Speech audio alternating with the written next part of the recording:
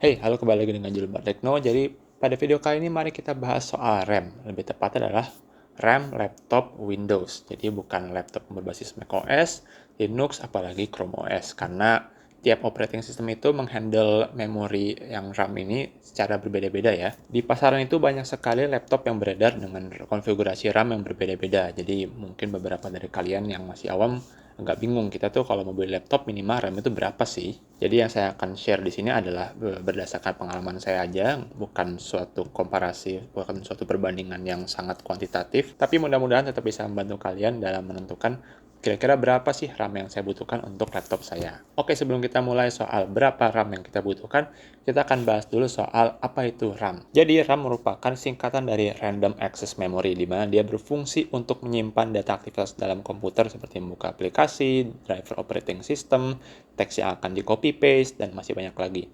RAM itu bersifat volatile alias rentan, di mana artinya dia bisa menyimpan data selama dia diberi power. Jadi kalau kalian komputer itu tiba-tiba mati karena baterainya habis atau error, lalu ada data yang nggak bisa kalian buka lagi begitu nyalain komputer lagi, artinya data tersebut hanya tersimpan di RAM. RAM itu memegang peranan penting dalam kemampuan multitasking di komputer, di mana semakin besar dan cepat RAM yang kalian punya, artinya semakin banyak yang bisa kalian lakukan dalam satu waktu sebelum akhirnya komputer itu menolak untuk mengambil lebih banyak pekerjaan lagi, alias out of memory.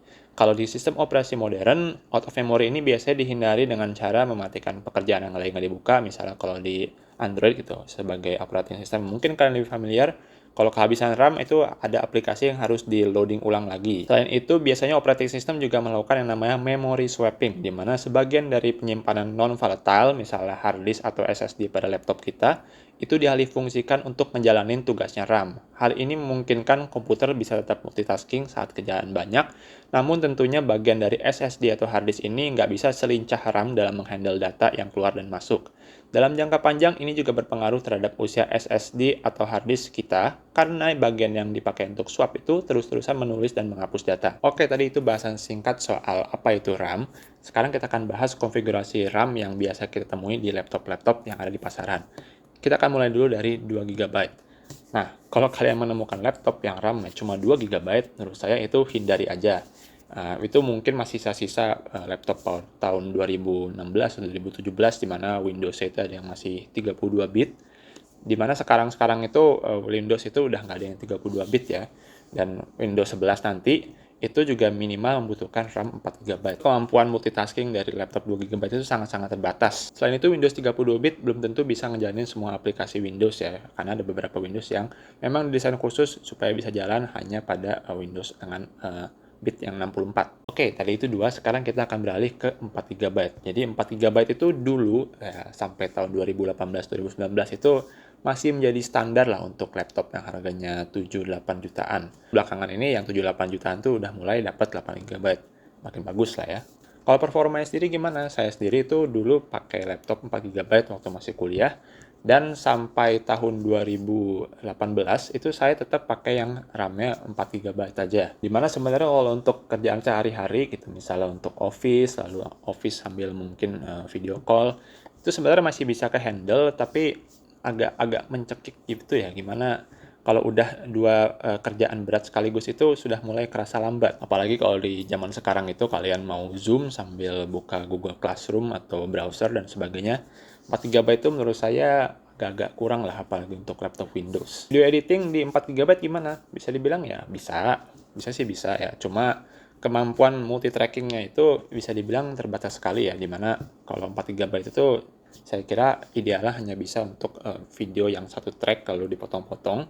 Tapi kalau udah mulai 2, 3, atau apalagi nambahin special effect, itu sudah mulai pot-potan lah, udah mulai pelan. Kalaupun kalian ternyata budgetnya cuma bisa untuk beli laptop yang 4 GB, menurut saya masih oke, tapi kalau bisa kita cari model yang tetap bisa di-upgrade. Minimal nanti upgrade-nya ke 8 GB. Jadi kalau bisa kalian cari yang laptopnya itu RAM-nya dual channel, jadi artinya ada 2 slot RAM, di mana salah satunya itu masih kosong. Jadi kalian tinggal beli RAM 4 GB itu murah, paling cuma 200-300 ribuan gitu. Paling kalau second tinggal diselipin ke dalam laptop, lalu nanti kalian punya laptop yang sekarang RAM-nya 8 GB. Catatan kecil, kalau kalian mau upgrade RAM, itu perhatikan ya, kalau keping RAM-nya itu spesifikasinya harus sesuai. Dimana kalau satunya itu jomplang, misalnya satu DDR3 atau satunya lagi DDR4, itu bisa bikin BSOD atau bahkan nggak bisa jalan sama sekali Windows-nya. Oke, tadi itu bahasan soal laptop dengan 4 GB, sekarang kita pindah ke 8 GB.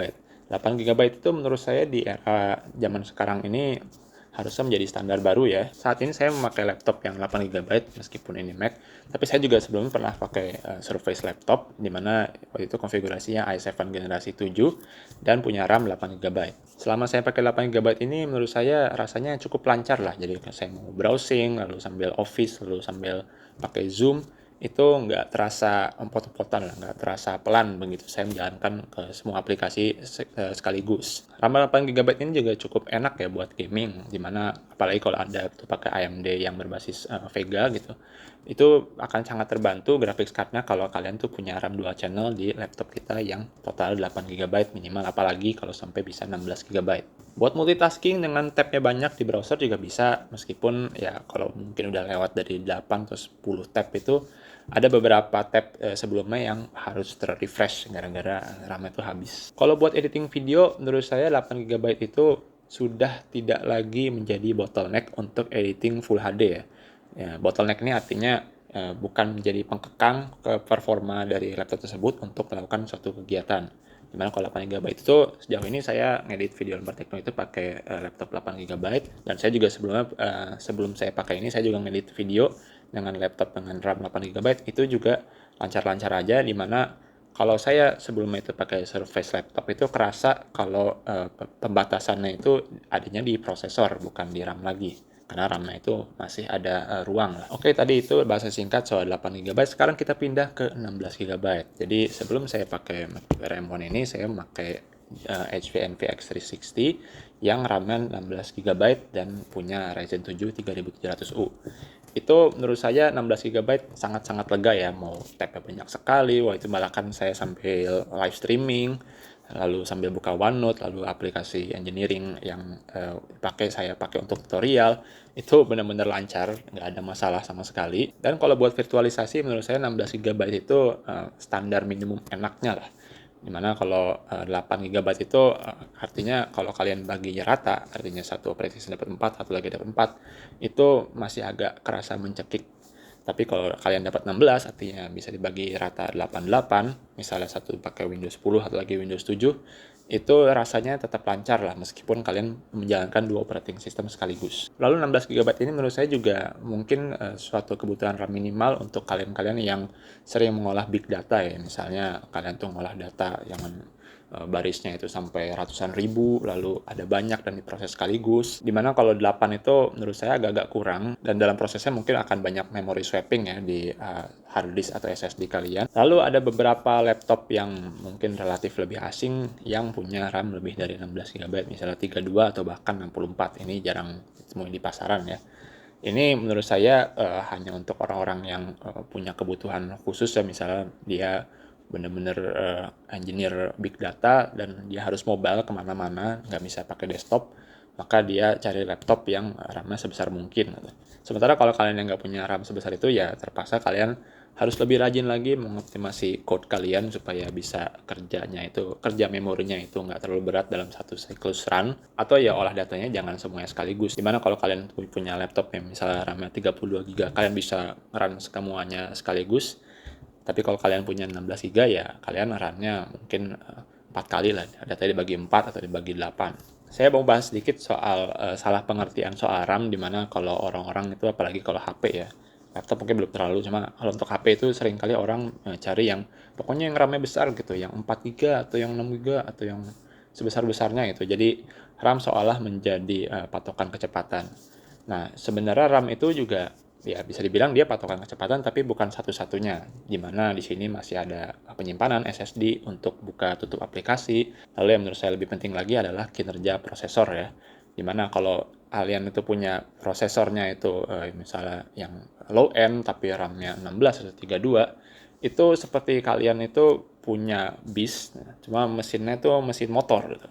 Dimana daya tampungnya besar gitu, tapi mendorongnya itu pelan katanya, nggak bisa cepet lah. Sementara kalau kalian punya Core i9 tapi RAM-nya cuma 4, itu mungkin seperti becak dikasih mesin truk lah. Oke, gitu aja sharing singkat saya soal RAM. Jadi kalau teman-teman mungkin ada pengalaman lain soal RAM gitu, misalnya saya punya 16 GB tapi kayaknya kok pelan, atau 8 GB kayaknya kencang-kencang aja bahkan untuk kerjaan berat, ya silahkan share di kolom komentar, barangkali bisa bantu teman-teman yang lain yang nonton. Nah, silahkan like video ini jika dirasa bermanfaat. Subscribe jika tidak ingin ketinggalan konten dari berteknologi lainnya. Saya Jul dan terima kasih telah menonton.